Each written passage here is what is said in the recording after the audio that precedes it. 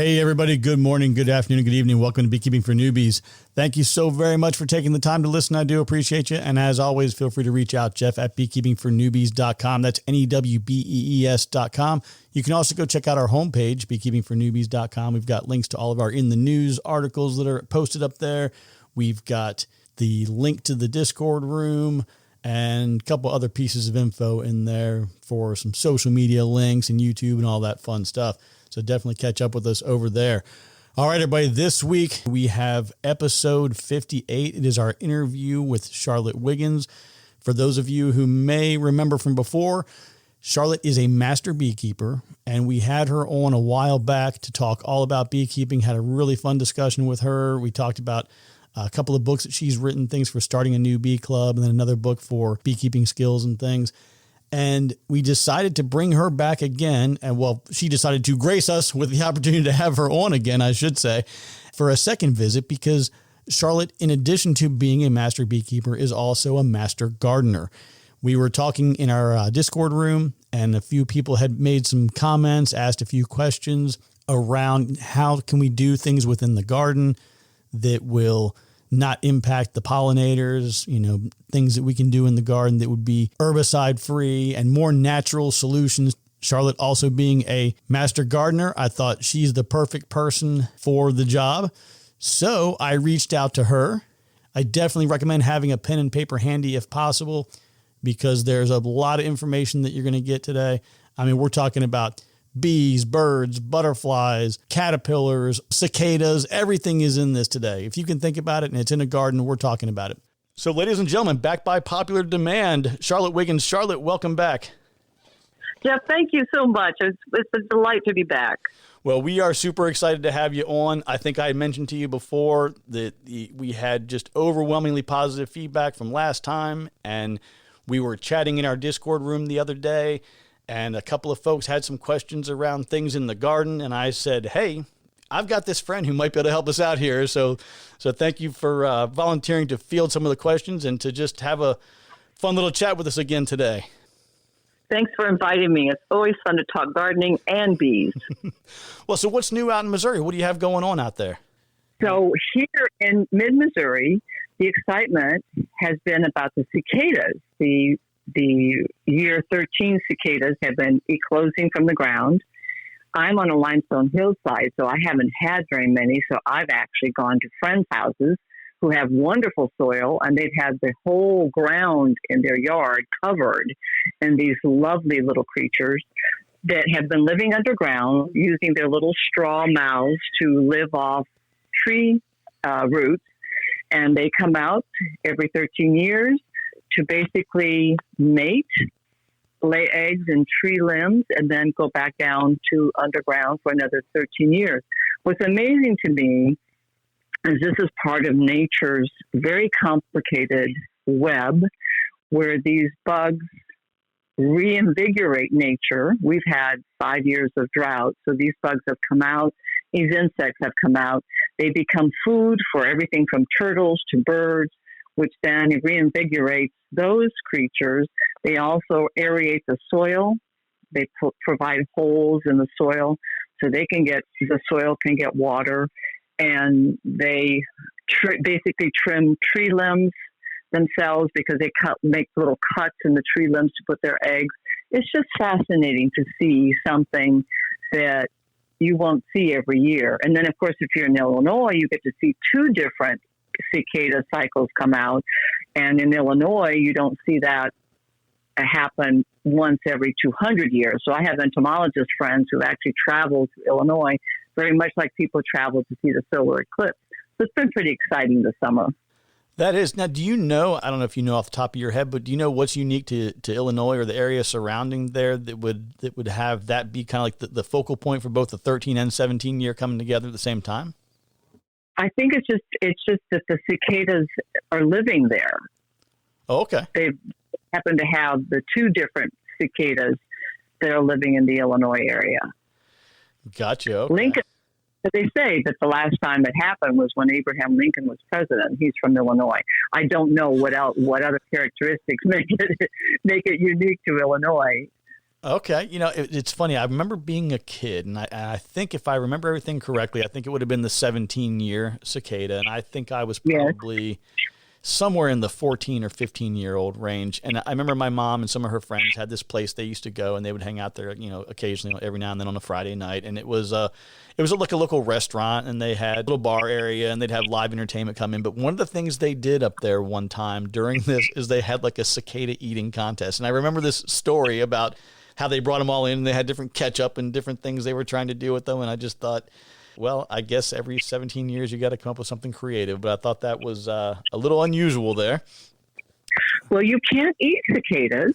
You want to get them when they're in the nymph stage, when they're still coming out of their first shell. They're cousins to shrimp. And I actually went looking for them, thinking, well, I'll try them, but I could never catch them. You're supposed to catch them at night. And I did go out with my flashlight trying to find them, but I didn't have that many candidates on my property. And I wasn't going to go looking for them in my neighbor's property. But you're supposed to be able to eat them because they taste like shrimp. They're cousins to shrimp. So I missed out on that opportunity. They're winding down here in where I live. But it certainly would be an opportunity to try something that you wouldn't be able to get every day. I fully expected you to say like a grasshopper, for example. Like, oh, Jeff, you don't want to eat that. That's really not safe. They carry all kinds of bacteria. That's right. No, you want to get them where you don't have that tough exoskeleton that's crunchy. Yeah. Sure. But I certainly would try it if I could find them. Well, we'll see if we can track something down. Maybe there's somebody in the area who can package some up for you and send them your way. Maybe somebody listening. There we go. That would be fun. So I heard a rumor that you have some monarch butterflies hanging around today. Well, actually, they're fritillaria butterflies. Ooh. They look like monarchs, but yes, I have them on milkweed. I have this one pink milkweed plant that decided to grow in a little flower bed. Now, remember, I am not a formal garden at all. I'm on a hillside where my neighbor said nothing would grow. And so whatever decides to grow in my garden is welcome. And they're growing in this one spot that for one reason, years ago, I decided I wanted to try to move it. And it decided that it's going to stay. So I have given up, and I enjoy going out to see what's visiting this particular pink milkweed. And this morning, there were 7 fritillaria butterflies. And it was just the most beautiful sight. I've been watching them for a couple weeks now. And the fritillaria butterflies are interesting because they lay their eggs in the fall on wild violets. And the caterpillars eclose from those eggs before winter, and they winter over on the violets, and then they come out in the spring, and they eat the violet flowers, and then they become fritillaria butterflies. I've had a ton this year. I don't remember the last time I've had so many. And so I was just trying to understand why I have so many. And I have lots of violets. I've always loved violets. This is a 42-year-old garden. And so I've been enjoying them. I also have monarch butterflies. I've seen about 5. Years ago, I'm in the monarch flight path. I'm a monarch way station. In other words, I'm a registered path for the monarch butterflies. But I used to have literally clouds of them come through in the fall, and I don't see as many anymore. And partly because the numbers have gone down. They fly through here on their way south to Mexico where they overwinter, and then they fly back up. And their food, the path of food is what guides them. And the different milkweeds, for example, the ones that are growing here, when the milkweed dies back, that guides the monarchs to keep going south. And then as the milkweed grows, that also guides them to go north. And so their food sources are dwindling, which is affecting how many of them are surviving. Their numbers are really low. I doubt that they will survive much longer, which is sad to hear. But that's the nature of pollinators, whether they're bees or butterflies, their food sources they're challenged to find the foods that they need. And they only eat a certain type of plant. In the case of monarchs, their caterpillars eat a certain kind of milkweed. So that's fascinating. There's so much that I think that we just go through day to day, and we don't even really think about. And do you think that what's going on with them is more tied to just like a natural evolution of how things progress in nature? Or do you think it's, well, we've come through and we've added a lot of neighborhoods and we got sprawl and crawl, and we've got now a lot of people who were, for example, fields that used to be just open fields and pasture land, and now it's being used, as maybe a new development. Do you think it's kind of a man-made issue? I think it's a combination of things. We certainly have overdeveloped. We have too much development. We have a propensity to monocrops, soybean fields and corn fields. We've lost some biodiversity. A lot of these species depend on a particular crop. For example, the ruffled bumblebees that used to be prevalent in the Midwest. They needed a certain kind of plants that were only available in prairies, and the prairies are gone. If you look at the monarch butterflies, they needed milkweed. A lot of the milkweed is gone. Think about where you see milkweed. At least in Missouri, we see it on roadways. Well, what do our transportation departments do? They cut down the plants on the roadways because they're used to cutting those down. Now, some places, I know Ohio and I think Indiana, are now allowing the milkweed to stay on roadways. It doesn't hurt anybody. It's just they're in the habit of cutting them down. They're starting to leave the milkweed up because they know that that's food for monarchs. So that's good. We have to change our habits in some cases. We have use of pesticides. That doesn't help because that also impacts a lot of these very delicate, small species that they can't tolerate the level of pesticides that we apply to some of these plants. So there's a combination of things. Sure. But yes, I think we need to rethink how we're doing things and be more sensitive to the uniqueness and the variety that we need to reintroduce back into our world. So that raises an interesting question. How do you think that happens? How do we reintroduce that, or to restore things back to how they, not necessarily how they once were, but how do we adapt in a way that can restore some of these species and things that are kind of dwindling? Well, I think we need to start thinking about our own gardens. That's where we can start. We can't change the world necessarily, but we can start in our gardens. Start by not planting grass. If we have grass, start by minimizing the grass that we have in our gardens. We have so much grass planted in this country that it's equivalent to an area larger than the size of Texas. So if we start looking at our gardens and realizing that grass provides nothing to the biodiversity of our world, yes, I know it's a pretty area, but it's dead basically to providing food for our pollinators. June is National Pollinator Month, by the way. Start with one flower bed and expand it by a foot. Take a foot of grass out and just expand that one flower bed that you might have and plant something that will help pollinators. Zinnia seeds are the easiest thing that you can plant. You can find them at most garden centers.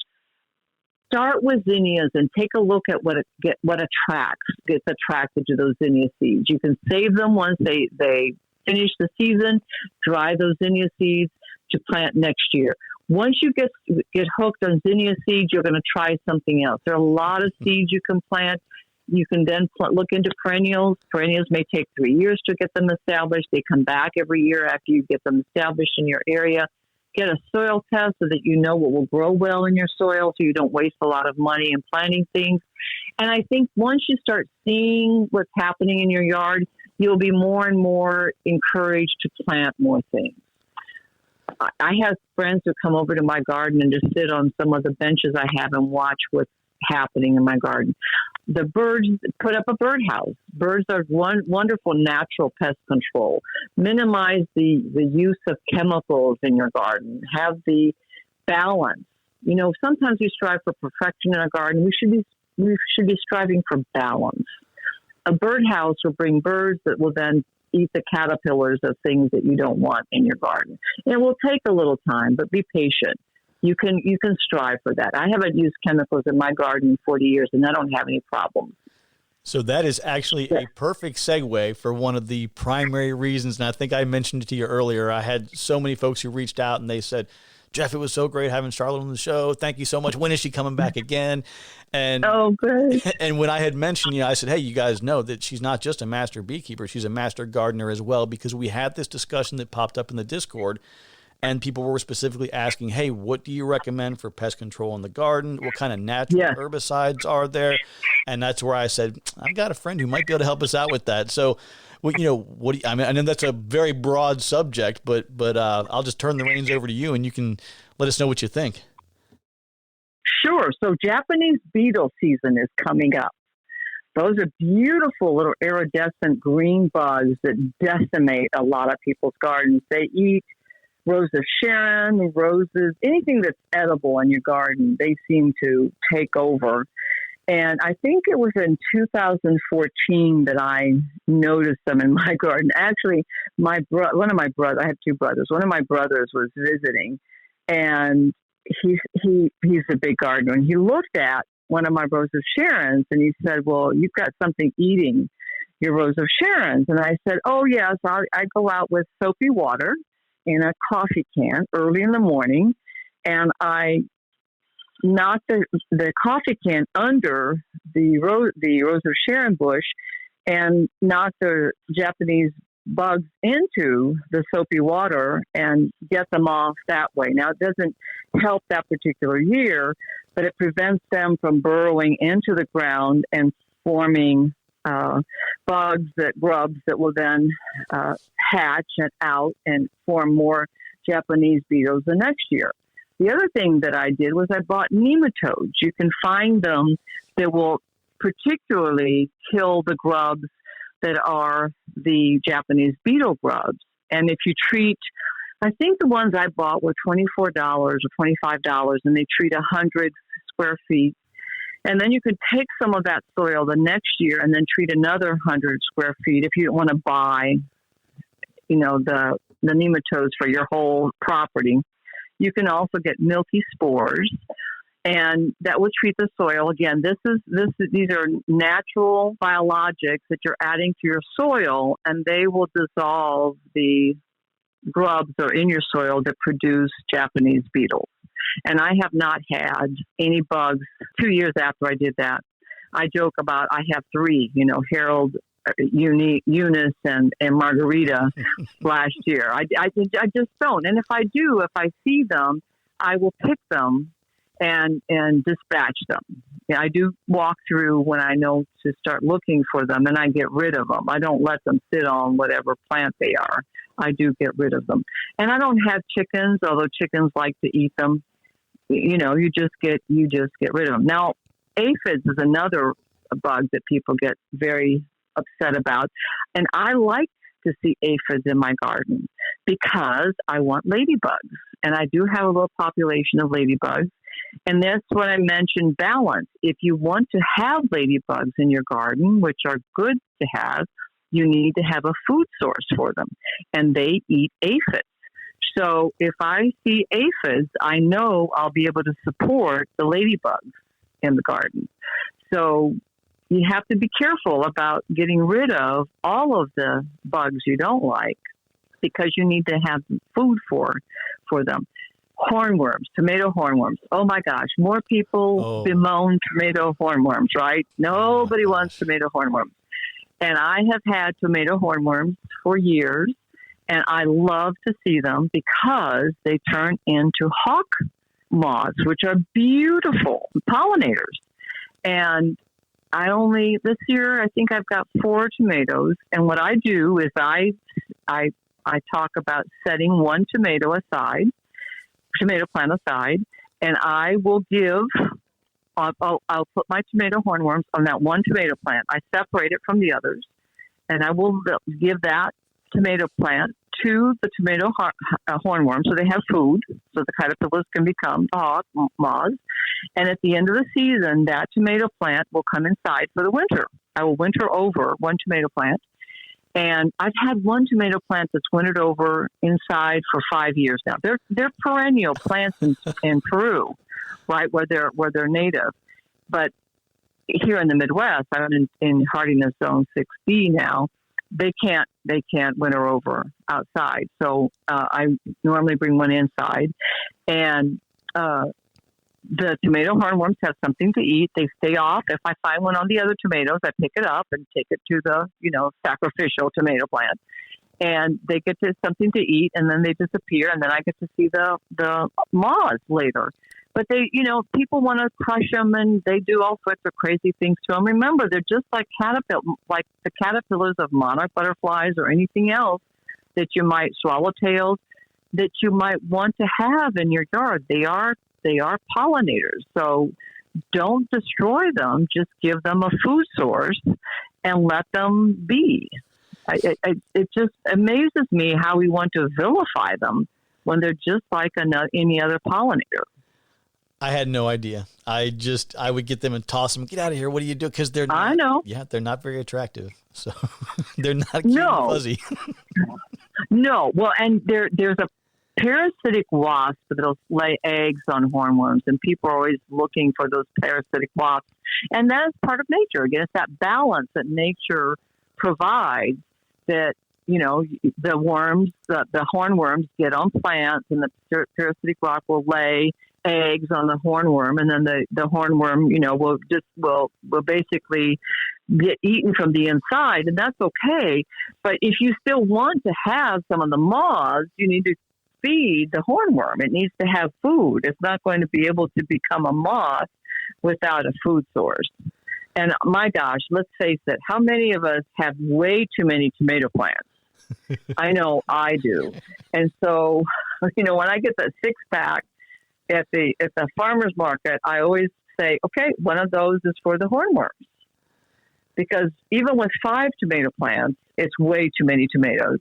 And so I think we all can sacrifice one tomato plant to feed the hornworms and contribute back to nature by having moths that can survive.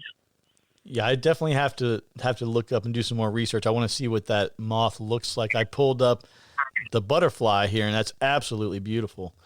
Isn't it? And it's fun to see little ones, too, because that's the next generation that's coming along. So I just saw one this morning. That I saw the 7, but there were 2 small ones, and I'm thinking, okay, now how do I track that back to where you're not going to be able to? But obviously, there's more butterflies that are eclosing on this property when you've got little ones coming up too. Sure. That's exciting. Yeah, and I'm looking here now. The picture I'm looking at is a Gulf fritillary. Is that different from the species that you would have at your place, or? Yeah, there's a great fritillaria, which is a black and white one. That's the one that they think may be endangered. Okay. And then there's I forget. I looked them up several weeks ago. There's like 5 different fritillarias. There's one that has black and big brown spots on the outside. Mormon? And then yes. And then we have a great spangled. Yes, mine's a great spangled. Oh, they're absolutely beautiful. And then a Zarine Diana. Yeah, I don't think I have that one. I don't think I have those. I know I've got the great spangled, but they are. And they're often mistaken for monarchs. Oh, okay. I can see that in some of these here where they do have some familiar kind of markings. Yes, they're yellow. They've got some black markings on them, so if you can't get close up like I can, I was within 3 feet of them. You can very often mistake them for monarchs. Okay. Let me bring up another thing that you can do in the garden for pest control. And this is something I've been doing for many, many years. So you can look at online. There's a brand new book about companion gardening, and some of the master gardeners will poo-poo this, but you can plant things together that will work together. And I always tell people, if you can eat it together, if you cook and it makes your dish that you're cooking better, tomato and basil, for example, you can plant it together and they will work together. I love basil, and so I use basil to deter bugs around the things I plant in my garden. Better than marigolds. Marigolds have been hybridized enough that they don't have that pungent smell that deters bugs anymore. And so I like basil better planted around my tomatoes, for example. Look up companion planting. There's a revised version. I forget the name of the author. Okay. But look at planting things together that will work together. This is not a rose planting area, but I do have a few roses in my garden. They are edible, by the way. And you can plant onions around roses to deter bugs on your roses. You can plant basil, for example, instead of marigolds. You can plant things together that you can use in your garden, herbs that are excellent to improve flavor of your food that can also deter bugs. So that's something that we've forgotten or lost in our gardening repertoire that will work very well, and you don't have to use herbicides or insecticides. And you said earlier that you're 100%. You don't have. There's no chemical in your garden, right? Oh no, I haven't used chemicals in 40. I've been here since 1982. I've not used one chemical in my yard. Now, how long did it take you to get that balance? How long did it take you to get everything? Because I think a lot of people, there's a couple of people I think who have mentioned that, like, hey, I've only been gardening for a couple of years and they're new, to really get that garden established and get it to where it's kind of self-sufficient. Yeah, well, so the one thing you have to remember is you have to be patient. So when I planted a bunch of strawberries, for example, the turtles found them before I did. So I now have I'm trying to remember what you call this, but it's netting that you would use for a bridal veil and plastic piping that I bought at our local home and garden center over the strawberry beds to keep the turtles out. Either that or the turtles are very well dressed when they get married, because I need to keep things out of some of these beds, and I don't have them in rows. That's the other thing that I don't do. I have tomatoes in the middle of flower beds, and I have things mixed up. My fruit trees are lined up here along my paths, but they're in the middle of flower beds. So I don't make it easy for the deer and whatever else might be living here with me to find things. They have to go look for it, which it makes it easier for the fruit trees and whatever I'm planting here to survive. I now have things in containers on my deck, and so I can get to it easier because I'm on a hillside. It's not easy. There's no flat area to plant here. Okay. So the container garden is right off my kitchen, so I can go find things. I have an asparagus bed I'm looking at out here. It's my window. I had an herb garden that got torn up when I had to put the siding on the house. I'm gonna replant that here this year. But you have to think about how do you protect things without using herbicides and insecticides. The nematodes that I put in, the Japanese beetles were the worst thing that I had, and the critters that want to come along and eat things that are here. Part of it is making sure that they can't access the plants that you have. And the nematodes and the milky spores were wonderful. And then being patient, and making sure that what you're planting is not available. And that's hard if you're homesteading and you're planting everything in a row.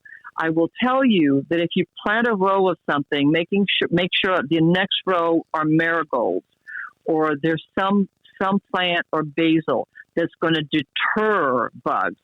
I know around here people are always complaining to me about squash bugs. They always have a problem with squash bugs. Well, what do? They plant the squash too early. They plant it before June 1st.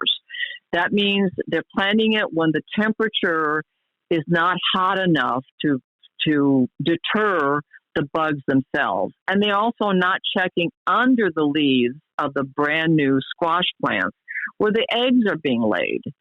So don't plant them too early, and watch for under the leaves, because you can remove the eggs by hand, and then you won't have the problem.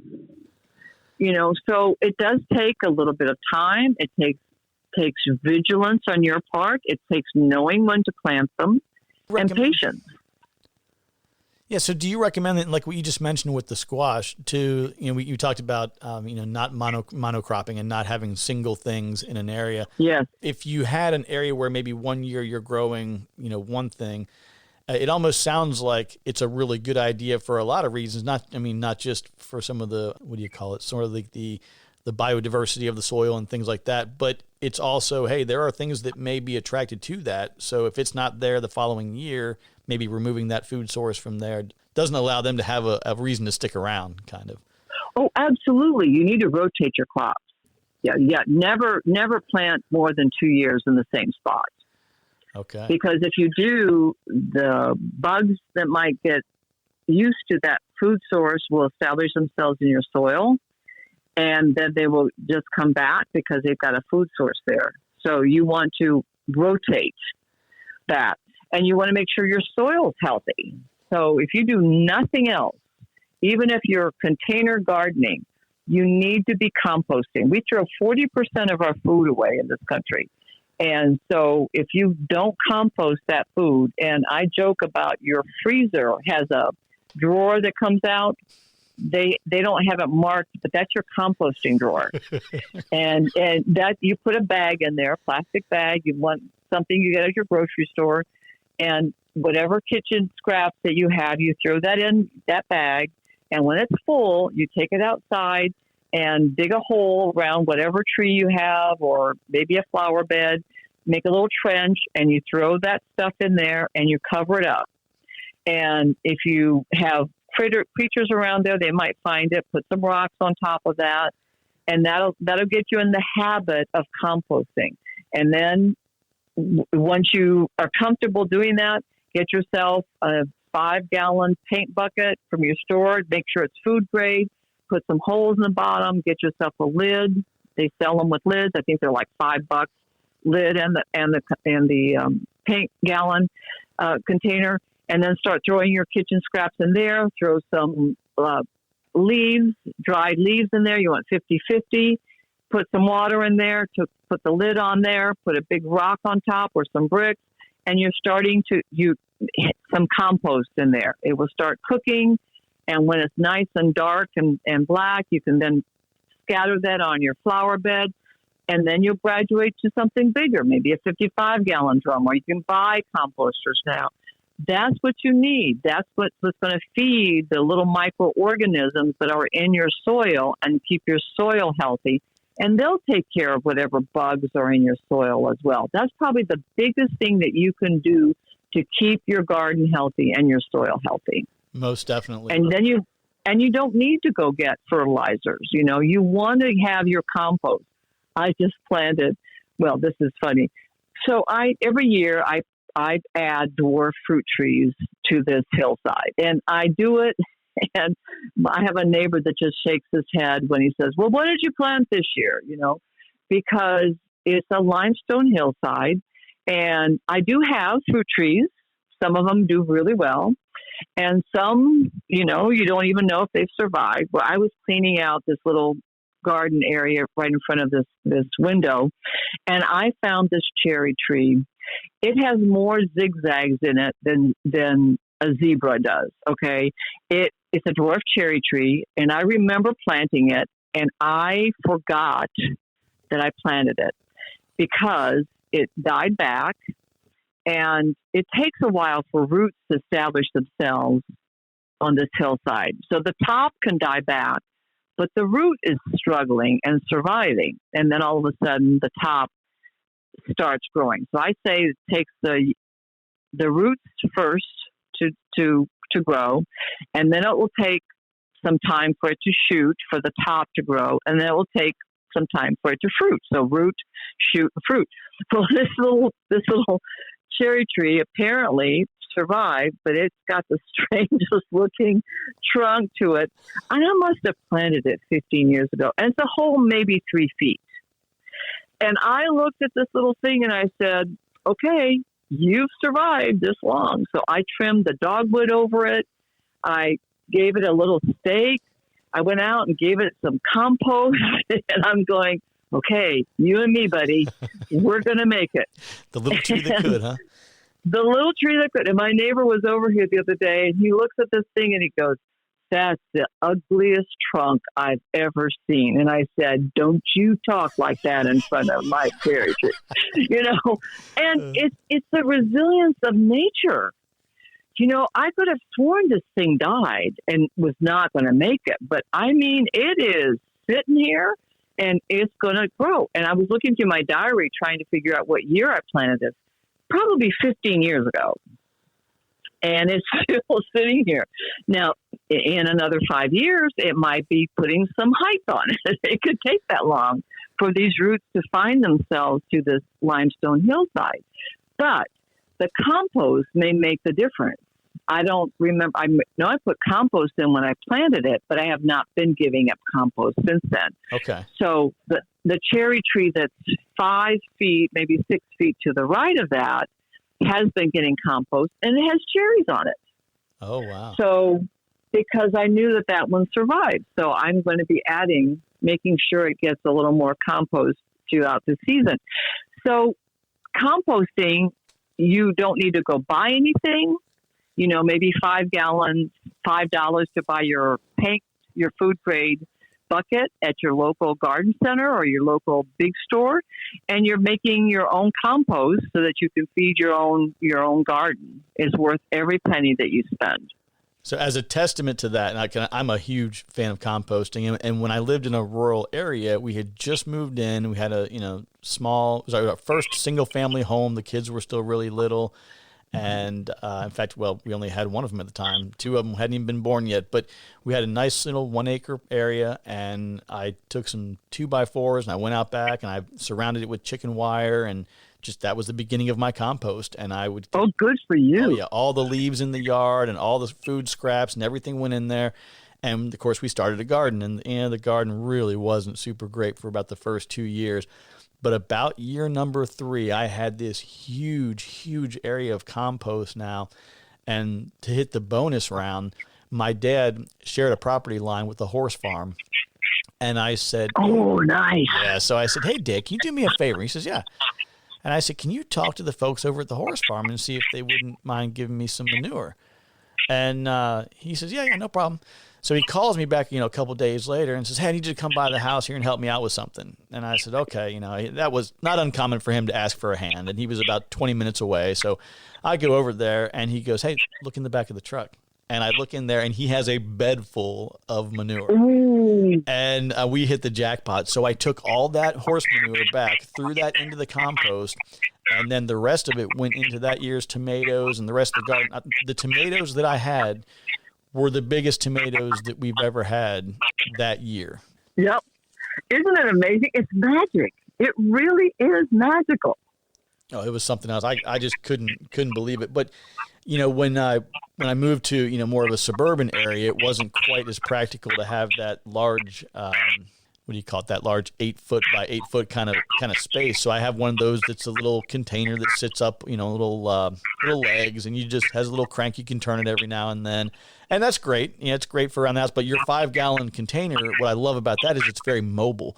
So you're doing your composting in that, and then you're moving it, wherever it needs to be spread and dispersed. Now, you mentioned something. I got a couple of notes here. One of them is, when I started laughing when you said, "Open up your freezer drawer. There's a compartment there." Yeah. As soon as you said that, I was thinking about, I already have a composting area. It's in my refrigerator, and it's that drawer that you put out with all the fresh vegetables, because it seems like it always everything ends up becoming a big composted mess in there after you oh yeah, that's a good one too. You forget about it. But one thing that you mentioned that I thought was actually really important, I've told people on the beekeeping side of things, hey, keep a log with you. When you go out and you do inspections, hey, hive number 1, I saw this, I'm concerned about this, these things are looking great. Next time, make sure you look for XYZ. Hive number 2, same kind of thing. But you made a point when you were talking about, hey, I got to go back and double check my diary. Do you maintain like a garden diary and notes around the garden? Oh, I do. I have one. It's an 8.5 by 11. It's a 3-inch fine diary. I started in '82.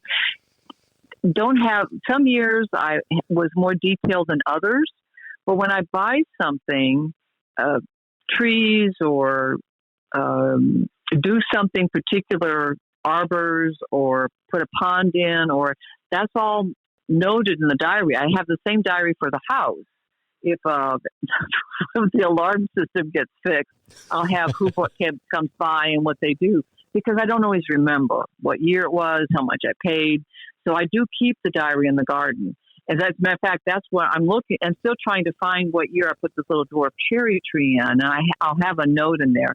Matter of fact, I wish that I had put plant tags on all the trees, what year I planted them. And so this year I've gone back and tried to put plant tags on all these trees so that I know what year they were put in, so I know how long they've been here. And I'm going to put some more in this year, and they already have plant tags on them. So before they go into the ground, they already have their plant tags, what source they were, and what year they're going in. Okay. So yes, I do keep a diary. And it's fun to go back and look to say, oh my, I put that in 1996, or that was in 2000 or whatever. Yeah, I mean, I think it helps. Yeah, just like you would with bees with IPM and keeping track of pests and things that were present, yeah. Things you did that solved a problem, and then you add a separate section for this pest. And what did I do when I saw that pest? Oh, here it is, yeah. I love zinnias, and every year, I can't tell you how many years I would wait to put zinnias in, because it can be a very wet spring here, and zinnias don't like being wet. And so by the time I would put them in, or I would want to put them in, it would be too late. And so this year I went ahead and put them in, and it's raining right now. And I was just thinking, I wonder how they'll do. And I thought, I'm glad I finally put them in, because I would put them in. There'd be a note in my diary every year. I didn't get the zinnias in this year. I put them in this year, and I'm just going to see how well they do. Yes. But I love them, and the pollinators love them. So I'm glad I took the risk instead of putting it off, and see how well they do. So. Okay, well, I'm going to jump over here, and I see. So there's one thing that a gentleman shared, and I wish I should have sent you this link ahead of time so that you could take a look and give us your thoughts. But you might already have an idea or be familiar with this already. It's a gentleman who's out of northern Finland, and the subject of this particular video is, should our bees fly around loaded up with mushrooms? Can mushrooms save the bees? Have you heard anything at all with mushrooms relative to honeybees? Yes, that's been a very popular recent topic. There's some research being done. It has not been confirmed, but there is research being done about whether mushrooms, the mycelium, can help bees. It's an interesting topic. Okay. Still to be determined. Okay, fair enough. So the next one I have here, it says, is there a specific resource or reliable method of knowing when my area is in fact in a nectar flow or a dearth, and how severe it is? Anything that might be online or something that I can look around in? Now, my gut would go to the bees and to say, well, as you see a ramp up in brood production, pollen coming in, that's kind of a good indicator that it's ramping up. When you see brood production diminishing to almost nothing in many cases, that's a good indicator it's going down. But I'm thinking maybe they're probably thinking of something that there's a source that would say, hey, based on your zip code, your region, these are what you would typically expect to see. But any thoughts on that? Well, I think NASA has the National Aeronautic, Space Administration has a website that has a list of plants and when they bloom. That would be one indicator that you can use. But probably your best indication is your local bee club and the more experienced beekeepers that are talking about the nectar flow. In general, in the U.S., your bees, your plants start producing nectar between 74 and 86 degrees Fahrenheit. That's the sweet spot when the plants are ready to reproduce. It has to be sunny, no wind.